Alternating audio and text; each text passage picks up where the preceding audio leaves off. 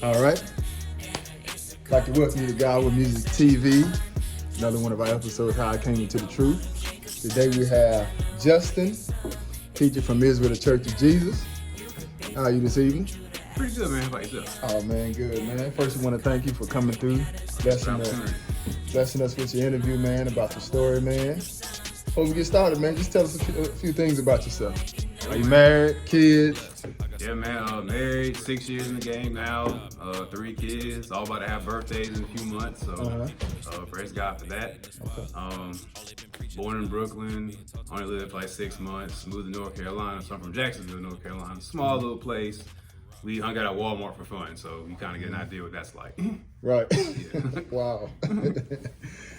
So originally you was born in Brooklyn, eh? Yep.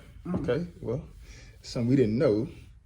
But it don't really matter if you were born there. Right. It's like, me, I was born in Baltimore, in Maryland, but raised in Jacksonville. And that just happened by chance. Right. Father happened to take work up in Baltimore because his brother was up there doing heavy construction. He invited him up to come help. And during that time, my mother was pregnant with me, born, and after that, went back to Jacksonville. So it doesn't really matter. Brooklyn, 6 months. Yeah. Really, it's North Carolina, right? Yeah. Oh, yeah. Okay. Oh, yeah. So you got 3 kids? Yes, sir. Okay, that's good, man. It's always a blessing, right? Oh, yeah. Praise the Lord for that. Man. And married 6 years? How's married life? And don't say nothing wrong, because this will be shown online. No, marriage is good, man. It's a daily learning lesson. So you add something every day. I don't want to say you fight every day, but you fight to get better every day. So it's been a great experience thus far. Right. It gets better as time goes on. Oh, yeah, also. definitely. And the word definitely helps with that improvement as well. Right. Yeah. Right. So how was it growing up in North Carolina besides the one Walmart? Oh man, it was unique on some because where I was from, it's the country, so I did like country stuff, and most of my friends were Gentiles, so I did Gentile stuff. Played soccer. So we say Gentile for those who may not know. Stuff. White people stuff. So Okay. made jackass videos. Oh really? Yeah. I ain't gonna get to the extreme stuff, but did stuff like that. So tried surfing a few times. That didn't go well. Where at in North Carolina? Jacksonville, small. I'm talking about you surfed where at in North Carolina? Topsail Beach. Oh, so they had it like on the shore. Yeah. Okay. Yeah. So I did a lot of stuff, man. So can't say it was the greatest time growing up, but it was a good time. That's good. Nice family-oriented town or whatever. Yeah. Where I'm from, like all my aunts and uncles, they were raised there, so it's kind of like that was home. So I couldn't go anywhere without somebody knowing grandma, aunt, uncle. So it kind of kept me in line and not cutting up like I wanted to most of the time. Right. So, well, now today, what are you? Well, first and foremost, what brought you to Atlanta? Well, I graduated college in 2014, and I applied for a job. I just wanted to do something new. So I came to Atlanta a few years ago. I liked it, so I wanted to come live up here. So I applied for a job. I got the job. So me and my wife, we moved up here. That was at like the end of 2015, no, the beginning of 2015. So it was a job that I got with AmeriCorps that moved us up here, and got here, settled in, tried to learn the landscape. It was different from what I was used to. I'm used to things kind of being slow, traffic in one particular city, if that, and then come up here, it's traffic all the time. And people are, I want to say, a little bit more rude than I was used to, but I mean, at the same time, Southern hospitality, you get that in North Carolina. So it wasn't anything different moving to Georgia. Right. Well, coming from a place like North Carolina Yeah. to a place like Atlanta, you're probably going to experience or probably run into a lot more, I guess, rude than you would in a place like North Carolina. Right. Because I think it's a culture shock for a lot of people that come to an area like this, because it's still in the South, but it's so busy.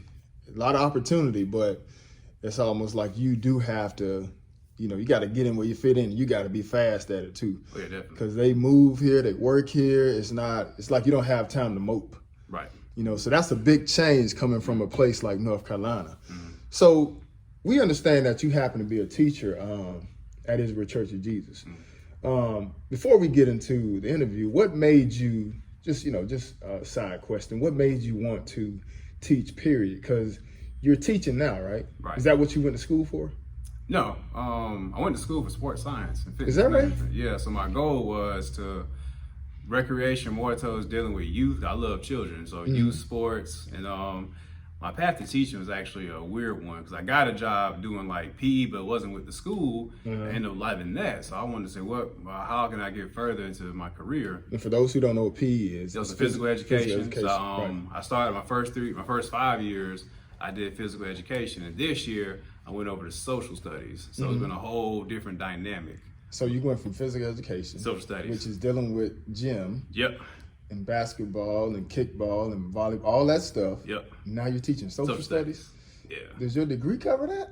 no, So how did you go to? Is there something we don't know about? Like you went to yeah. school? So and you went back to school for social studies? no, so I'm in school now. I'm getting a certification in special education, but you take a test and then you'll be certified to teach social studies. So that's the route I'm going. Oh, well, that's good. Yeah. That's definitely good, especially now in the time we live in. Yes. You know. So we're gonna get into it. I just considering the word. How old were you when the seed was first planted for you to be introduced to the God of Israel? Can you tell us a little bit about that experience? Oh yeah, I was 25, 26 years old, and Brother Tony, who goes here, the first school that I worked at, he literally worked like 10 steps at the recreation center next to my school. So my program manager at the time, though she was a lesbian, so we was talking about something, and she was like, hey, you should go over and talk to Coach. He's a Bible guy. And I was like, okay, cool. I'm thinking Bible guy as in we believe the same thing. So I go over there. First, before you go further, what made that conversation, what made her say that? Honestly, I Did forgot. Did she know that you were kind of into the Bible? Because compared to my coworker, there were certain things I wouldn't do. Like I didn't drink. I wouldn't like when we got to little parties. I was more like reserved and calm. And she would ask why, and I was like, man, I'm just trying to find the Lord type of deal. I wasn't dealing with the book in totality like that. But you knew you were lost. Yes, That's amazing. definitely. So I forgot how the conversation happened exactly, but she was like, you should go over to talk to Coach. He's a Bible guy. I was like, okay, cool. So I walked over to him. We talked before that. I forgot what I said. I think he's like, man, how you doing? I said, man, I'm trying to get rich. Then I messed up there because he done sat me down and just talking about, I want to say he took me to 1 Timothy 6, talking about money. He gave me a flyer. I looked at it, but I didn't look at it. I kind of just glanced at it, threw it in my car, went on about my business. And then at that time, I was seeking the Lord as well. Before I left North Carolina, I had my first son. And those who knew me, boy, it's out there. Right. Women all over the place. But I want my son to live that lifestyle that I was living. So I was like, I can't teach him to do right if I ain't doing right. Oh, so you were actually trying to stop being a whore, I guess. Yeah, basically. Right. So like I said, around. Okay. So I don't want to. So you didn't like doing that? No, I want to be a hypocrite. That's good. Like, I can't teach him to be right, and then I'm out here doing the same stuff. So I started seeking the Lord, and then we moved here. The funny thing is, like when we first got here, we was in a hotel for about 5 or 6 months or whatever. So couldn't go to church, which I thought was a bad thing at the time. But now finding the word is probably a good thing. Yeah. So we finally got a place to stay. Now I go seeking the Lord again. Then I meet Coach, and then I took the flyer, put it in my car, didn't look at it. So I'm going back to all these different churches, and since that conversation, I'm sitting and things didn't seem right. They're just like the song, the dance, the stuff. In the back of my mind, like maybe what he told me was right. Maybe the Sabbath isn't today. So I would Google like Saturday service by my house. I wasn't driving 30 minutes to go nowhere, right? So I couldn't find a place, so I just kept going where I was going. But every time I would go, it was just like something ain't right. Like I ain't supposed to be here. It's all off. So I done went to white churches. I wound up watching the African church on accident, which was crazy. So I've been all over the place. So 6 months later, I go back to Coach and talk to him again. Okay. Yeah, so 6 months later. Had you guys still had interactions between that 6 month time period? No, I was high. So just that one interaction. Yeah. And it's kind of like you took those 6 months to actually come back to Coach. Yeah, I was hiding from him. Really? Yeah, I was I don't know what it was, but someone was like, you can't go back there and look that man in his face after you done been here. Right. But someone told me, it was like, let me go ahead and see what he's talking about. So he gave me the flyer again. And I actually looked at it this time, and all I saw was you can't eat shrimp according to the Bible. And that blew my mind. Like, I've been hearing about the Bible all this time, serve God, do this, don't do that. But I never heard that before. Right. So it sparked my curiosity. Like, I never known this the 20-some years that I lived. What else am I missing? So that made me want to come to class and check it out. So I came that same week, actually. I think the first class I ever heard was the Three Heavens, Where Would the Saints Go? Matter of fact, you was teaching that class, and I never heard someone that just go through the Bible like that. Yeah, I think I remember the first day you came in. Yeah, it's like You I sat never. in the back, you sat there, and you've been here ever since. Yeah, exactly. It's like I never heard someone go through the Bible like that, Yeah. explain it, break it down. I've never been in church 2 hours just reading. So I'm Right. driving home. I was like, this is it. Wow. Like, this is it. Like, then, like you said, I ain't left since. Wow. Well, that's definitely good to hear. What obstacles, did you face when you first got into the Word? Because contrary to what we might have been taught, a lot of people think that when you start serving God, it's going to be pretty easy. So we know from our experience that that's not the case. A lot of times it's going to start off, it's going to be hell first and foremost. So what type of things did you experience when you first came into the Word? What obstacles were kind of in your way, that you had to overcome in order to continue walking, on this path? The first one was just family and friends. Like, I remember getting the Word, thinking, this before I knew that the Word was going to cause division. The first thing, I'm texting family and friends. I text one because they're the one who, quote unquote, introduced me to the Word when I was in high school. So I'm like, I got to tell them first. This is good stuff. So I text them a video. I'm sitting here waiting for a response. Like, thank the Lord. Man, the response was, what the hell wrong with you? People need salvation. You worried about holidays. Wow. And I'm sitting here like, whoa, my mind was blown. I thought I done sent this golden gem to get that response. And then going back and forth with family on Facebook, my family, people asking me, you ain't gonna hang out no more, or you're not coming to the party. My job is like, what you mean you're not coming to the Christmas party this year? I was like, I ain't going. So it's kind of like being talked about in circles. And funny thing is, like, someone I would know, they would call me and be like, your aunt said this. And I was like, no, I didn't know that. Now I know this type stuff. So it's being talked about in the circles.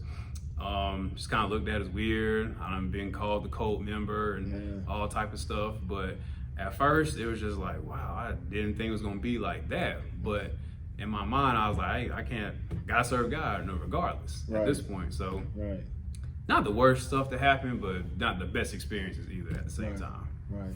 Well, based on coming into the truth, right? There's it's more to it than finding out about being lied to pertaining to holy days, pertaining to the weekly Sabbath and stuff like that. We find out a lot of stuff that we've been taught is completely against the Bible. And one thing that we also find out in addition to those is that, God's people happen to be the Negroes, according to the Bible. And that's a hard pill for a lot of people to swallow. But my question is, you finding out you're Israel, how did that help you, understand the scriptures? Like, how did you look at the Bible from that point on? Like, were you able to, did it make sense? Because a lot of times we look at the Bible and it don't make sense. Right. I came from the time, and I'm sure you, which is why you probably looked around trying to find understanding, because you didn't understand the Bible. So finding out your Israel, how did that help you, be able to move through the scriptures and, understand what God was saying in the Bible? Man, I remember watching the video that I got. Going back at now, the brother was off about some stuff, but I remember watching the video and having him go through the curses and things that happened, that took place, why the black man's in the position that we're in, what we're supposed to be doing as far as preaching the gospel, and sitting back and reflecting. I showed my wife, and she was like, I knew it. Cause her thing was we were cursed, and I was like, yeah, things are pretty bad. We would agree to disagree kind of on that. So to get that, it made me understand that. So for me to be, a priest or one of God's chosen people, I gotta be on my game. Yeah. So to be on my game, I gotta study and read. And I just found myself, slowly putting aside stuff I like to do. Like I had to go play basketball. There were times where I ain't hooping today. I'm about to read this book. Or during my planning periods, I'm at work when I'm supposed to be grading papers. I don't put the papers to the side. I'm going through the book. Right. In fact, I'm doing classes on the school computer during my break. So it's just like it made me want to get on my game. And then like the brother mentioned, I was trying to be on Elijah's level like today.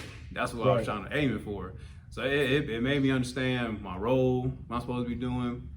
And then as I continue to read, on top of that, I'm supposed to lead my family in the Word. So that made me want to get into it more. Right. And then I started seeing the changes that I was making in the Word too. That helped me want to read it as well. And then you just start reading, like you kind of start understanding the falsehoods. Yeah. And because of those falsehoods, why we getting shot by the police and done poorly and stuff like that. So it just put things in perspective as to why things are happening and why I need to get into this book and understand a little bit more. Right. Well, that makes sense. And usually for people that just humble themselves and take the Bible as it is, you'll definitely see a change. You'll definitely see a change. And on top of that, hey, the Lord will, he'll open up your understanding to be able to understand the scriptures a whole lot more. So since you came into the Word, then how has it impacted your life? Oh, man. Like, what changes have you noticed? Like, we'll say, take it back, 5 years ago. Because I think that's around the time when you came in. Probably it's 21 now, so I think around 16, 17. Yeah, about that. So compared to back then, how has it impacted your life? I mean, just your life in general, from home to school to being a father, being a husband, being a brother in the Word. What changes have you noticed? Just a person in general. What has the Word done? Man. The biggest aspect was my marriage, because about 2 years in, I was ready to be done. Just like I don't like the responsibility, the arguing, and it made me realize that I was the problem. Right. You know what I mean? Just having to finally admit that. Right. As far as being a father, I became more patient.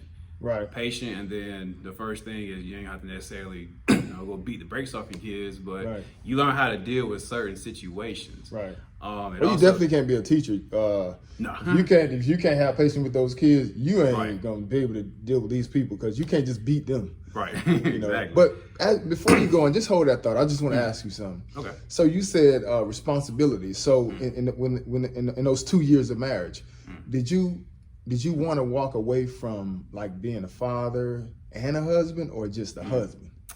I wanted to walk away from being a husband because my thing was, I was always taught growing up, when you get married, this woman is going to run your life. Wow. Right. So I got married, and I felt like this woman is running my life. Because if I want to go play basketball, I don't want to ask you. I want to just be able to go. Right. If I want to go buy something, I shouldn't have to go ask you. I want to just go be able to do it. And I got tired of, being held accountable and being questioned and stuff like that. This is a wrap. I'm done with this. Right. The father aspect of it, I never wanted to leave that. I mean, that was kind of like, you have kids, you raise them. That's what my dad always taught me. You don't run on that role of it. But if I had it my way, I'd have been a father, been by myself. So fast forward that, man, just now the Word it gave me that responsibility on some being patient with her, understanding, actually listening to her and considering her needs. So that was one aspect of it. As a teacher, like my actual job, I'm probably the most patient person in the building. Wow. I understand. That's good. Kids gonna be kids. Kids right. Kids do. Right. Kids gonna be kids. Yeah, and there's certain ways that you talk to them. You know what I mean? Of course, dealing with before I found the truth, like just kind of having a little bit of understanding of the Word, it helped me to stop dealing with a bunch of women and videos I was looking at and stuff. And I was like, I don't want to take that into my marriage ordeal. Right. And one thing that I've really appreciated, it helped me be like more vocal as far as like speaking how I feel a little bit more. Before this, I'd be mad about something, I could be bothered about something. I wouldn't say anything about it though. I didn't want to cause no trouble. Right. So it's helped me be more assertive in a sense, if that makes sense. Yeah, that's definitely a good thing about dealing with the word. You know, you have to address issues as opposed to bottling up those issues and just allowing them to fester. You have to talk those things out. And one good place to practice that behavior is in the home. You know, especially with wives. You know, with your wife, and when I say wives, I mean the brothers and their wives, us as a whole. That's a good place to do it because, you know, how can you be expected to go talk to your brother when you can't even talk to the one that you lay with, that you have children with? How can you can't even open up to her? How you gonna come open up to your brother? Right. You know, so that's great you say that because you gotta be more open. You know, you have to address issues and stuff like that. And I even noticed that a lot of people start following the Bible and they start making relationships a lot better. So you've seen that change. Oh yeah, definitely. Yeah, that's good. Matter of fact, it was prominent. My wife, she even mentioned it a few times. Like, I don't know who you are, right? But you changed. I was like, well, I appreciate that. So it made me at least realize that I'm trying to do something right. Yeah, right. Well, it only gets better. Oh yeah. The more and more you consume the Word of God, the better and better you get at it. You know, so being a young man, I think I first met you. You might have been 27, I think. 25, 26, somewhere in 25, there. Wow, it's been that long? I think so, yeah. Yeah, so being a young man and now you're getting older and, you know, teaching at Israel Church of Jesus, the Lord is definitely blessing and open up your understanding. And you get to a point in the walk, it kind of goes from being turbulent and real, you know, hard to take this walk because you have to change different things that you're used to doing when you start serving God.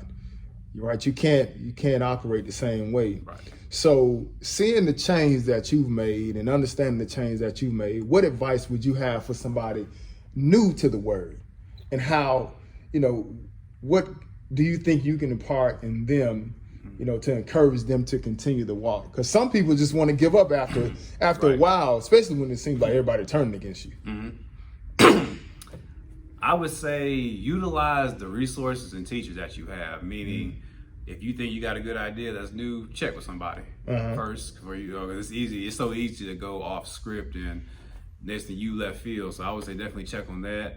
And just kind of like be honest with yourself and take heed. When people tell you that it's going to get hard, believe it. Don't, because we got this thing to where we'll self-exempt ourselves. It might be hard for everybody else, but not me, because God says I'm special. Right. Type ordeal. So I mean, just like take the advice people give you, utilize the resources, teachers that you have, and just stick to the basics. Like if you can't read it in Genesis to Revelation, then it's probably not a thing. Right. And just watch what you watch on YouTube as well. I say give it some years before you start watching videos on how to debunk stuff. Because I mean, you got people who've been in longer than me, and they've been taken off the road. So that's what I would advise to somebody. Right. Well, speaking to you and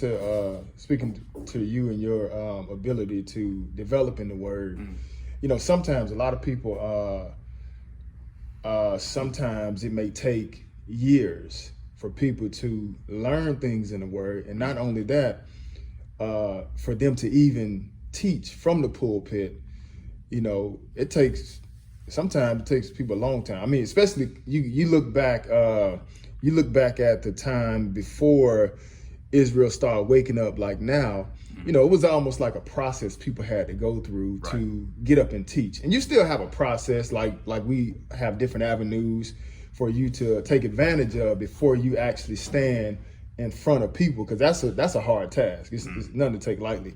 But, you know, just speaking to your point, you know, studying and also taking advantage of your teachers, you know, coming into the Word. I think one guy was interviewing Joseph. He was talking about he got the Word and he wanted to be like Elijah immediately. But for some people, it can happen like that if you apply yourself. Right. You know, apply yourself and take advantage of the teachers, constantly consume the Word. The more you put in, the more you get out. You know, and so I just think looking at you 4 years later, you know, teaching all over the country in certain places, probably be getting put on the itinerary for Dallas soon. You know what I'm saying? And not only that, I also been teaching in Carolina, Jacksonville, and also here in Atlanta, but still a young man, so that would definitely be, you would definitely be a good example for somebody new in the word. If you just stay consistent, you're going to have a lot of different doctrines out there, but just stay consistent with what we have, the Lord will promote you. So that leads me to the next question regarding different religions floating around, right? Okay. With all these different religions floating around, what impact do you think a better understanding of the Bible would have on people around the world? I would say accountability. And when I say that, because we've been taught that God of the Bible, most guys, they let you live how you live. You form your own philosophies, and you can live. And when it's all said and done, you got your way, I got my way. But if we understood there was accountability for what you do, right? And God, God, I need some water. They're gonna think he's smoking weed. Yeah, get some water. Is there one in there? This one? He said, Oh, thank you. There you go. My bad. I think you're like, what is wrong with Brother Justin? Take your time. Appreciate it. Sorry. Yeah, so I was saying with accountability, man. So you understand that as you read the Bible, right, there's accountability with God. We see God took out a lot of people, his own people. Right. And then when he gets back, he's going to do the same thing. And then just really on when you look at other books and other doctrines, just like really for the research that we do on other stuff, research those things. Right. Like, for example, Muhammad, he came 600 years after the Bible was already written. The Hindus and whatnot, or the Buddhists, that was something that a man just happened to wander out his palace and found out some stuff and went on his own journey. But that's something that we can't subscribe to. So I would say just the accountability piece. And if you understand accountability, even as a man, like once you're a child and you step out in the world and you understand that if I don't go to work, I'm held accountable. Right. If I don't bring a paycheck home, I'm held accountable. If I wreck this car with no insurance, I'm held accountable. So you move a little different. So accountability, and that's the thing that God, you don't get what you put out, like you said a few moments ago. Right. So in this case of the Bible, accountability in what aspect? As far as like at the end of it all, you gonna be responsible? At the end of all, Ecclesiastes 12. The whole duty of man is to fear God and keep his commandments. That's absolute. It's simple, but that small statement within itself, it holds a lot of weight. At the end of the day, God, you're going to stand before the Lord. Everything you've done, rolled out, mapped out, however it plays out, right? And you have to give account. Why this, why that? You denied this statement. You decided you wanted to rock with this religion. And when someone came and told you this, like, why? You know what I mean? And just understanding that the punishment is far more severe than the pleasure you're having in this life. Because I mean, you rich. Matter of fact, like the athletes, right? Well, they got money, they got that. But if I got to put on a wig and a dress and break the Sabbath to do it, it ain't worth it. Right. It ain't worth it. Right. Well, with that being said, leads us to the last question, and definitely accountability. You'll see that the Lord don't allow excuses. When you start reading the Bible, all the my family did it, I'm gonna do it, and all that. Like, you really have to take accountability for your actions, and if you don't, there is a consequence for it. Right. So, leading to the last question, and what's your favorite book and scripture, and tell us why. I'll say 1st and 2nd Kings, only because once you learn who you are in the Bible and you just see, I guess, the pinnacle of our history just play out. We had kings, we had a land, we was beating down other nations. God was doing this, God was doing that. And you kind of see the fall in it as well. Right.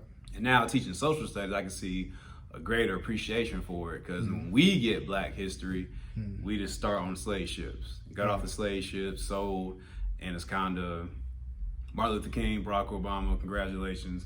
Y'all are equal now. Right. So having the 1st and 2nd King, you just kind of see the rise and fall. Even Samuel. Right. My favorite scripture, Proverbs 3. I want to say around 4 or 5.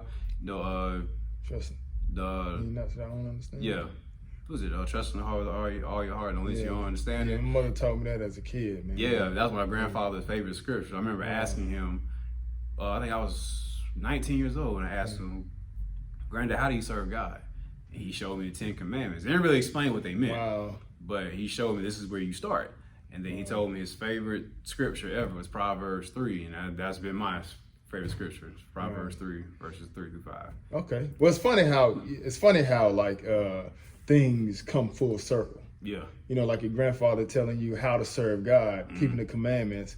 You know, and sometimes those things to me kind of seem like the Lord is marking you at that point.